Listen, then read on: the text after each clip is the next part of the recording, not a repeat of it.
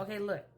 So everybody keeps asking me about the biscuit recipe, so I said let me go ahead and show y'all. I'm gonna go ahead and show y'all.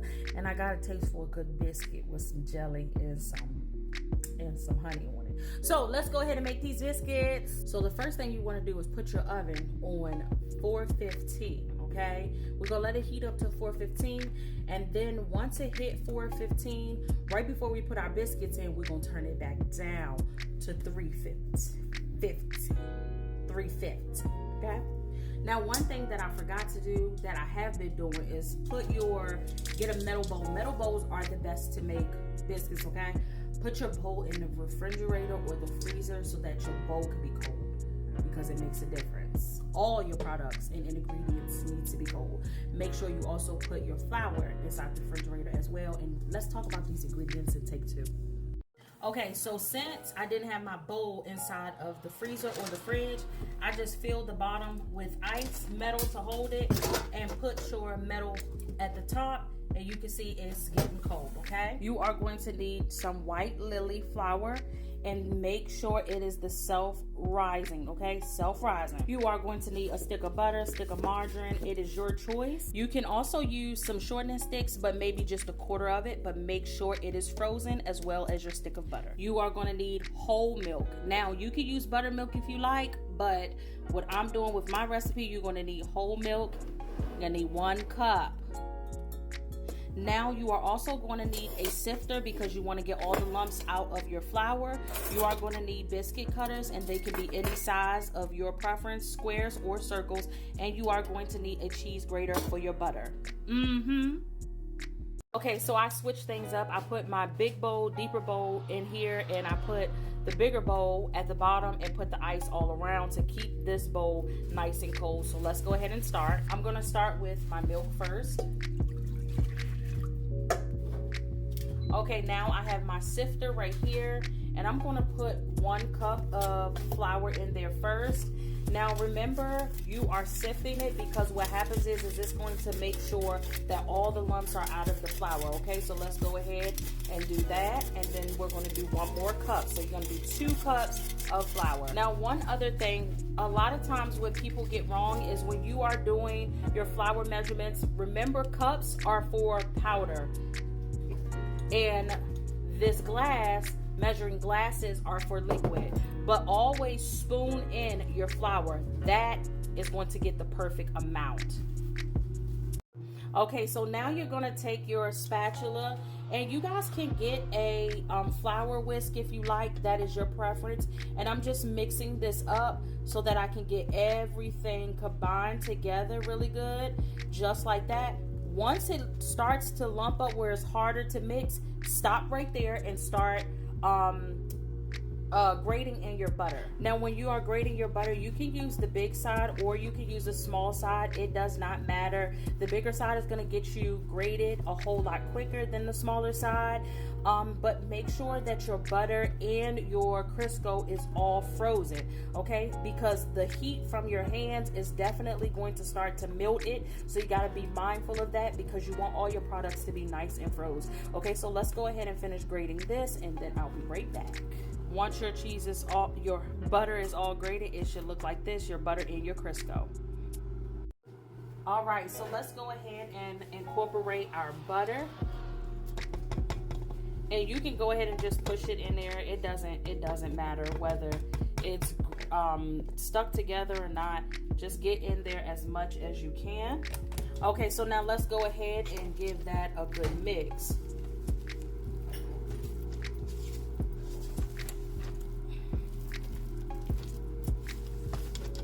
Now, it's not going to be all dry and like you would expect it to be in the beginning.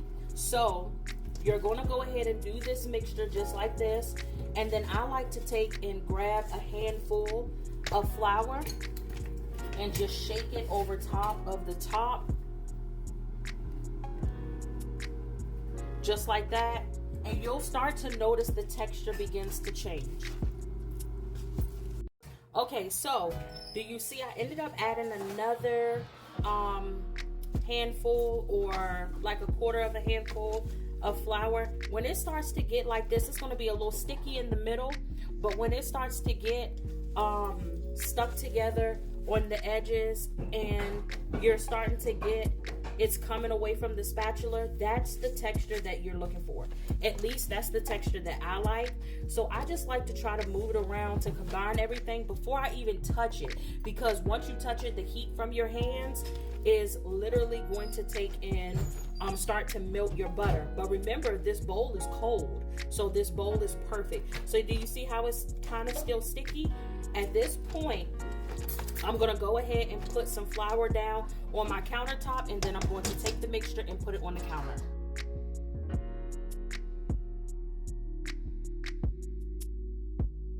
Okay, so you've seen me spray my countertop in the last part.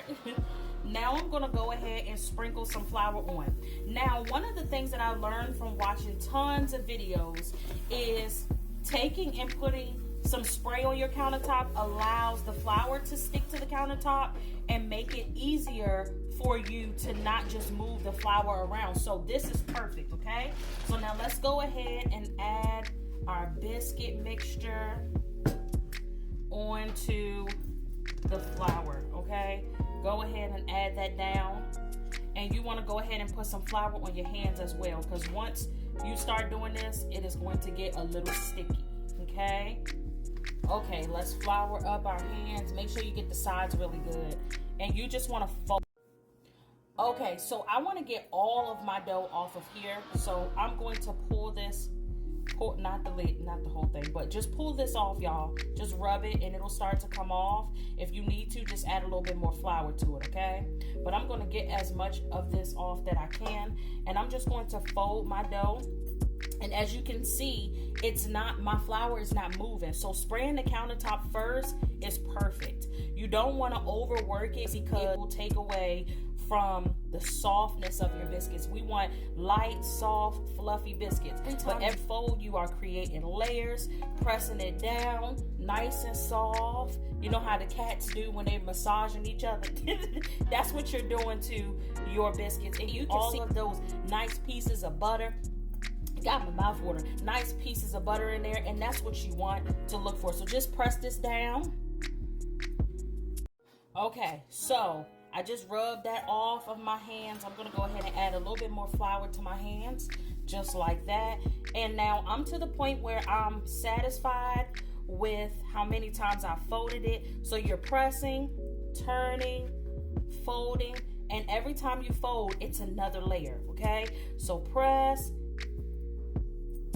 fold, press, okay?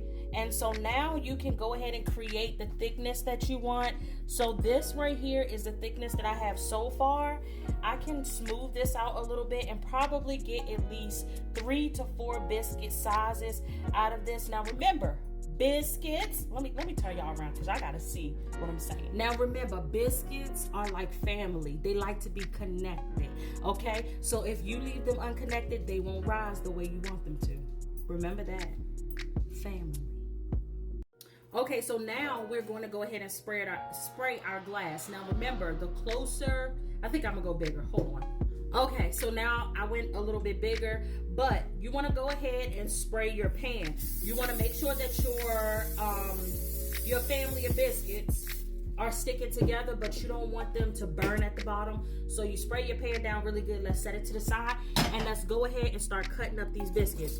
Now you pick the size that you like. I'm gonna go from the second biggest because I like the bigger biscuits, okay? And let's go ahead and cut these biscuits. Okay, let's go ahead and I'm gonna put my biscuit cutter inside of the flour first. And you can also add your biscuit cutter inside of the freezer. Do not press and twist. You just press. Pull it out. Sometimes your biscuit will get stuck. You just grab it just like that. Perfect size biscuits. Okay, so now once I had 5 biscuits out of this, I'm gonna go ahead and I'm gonna fold them to make another set. So I'm just folding it and make sure that the thickness is still the same. But you have to press it really good because remember, from all the cuts, once you start making your cuts, it literally changes it's going to make layers, okay? So go ahead and fold, just like that. And I'm gonna go ahead and I'm probably gonna get 2 biscuits out of this.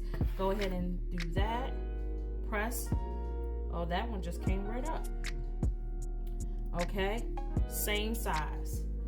Put them in there just like that. And you might have one ugly biscuit because everybody got the same story. I remember when my grandma had made these biscuits and it was one ugly biscuit. She always making biscuits and I want the last ugly biscuit. My grandma ain't make no biscuits that I remember, honey. So this is a new recipe. So I have enough for one more biscuit right here. I'm gonna go ahead and do this last one. And you can have an ugly biscuit and you can just have it set to the side, you know. Go ahead, roll it in that dough a little, in that flour. And go ahead and fold it and roll it.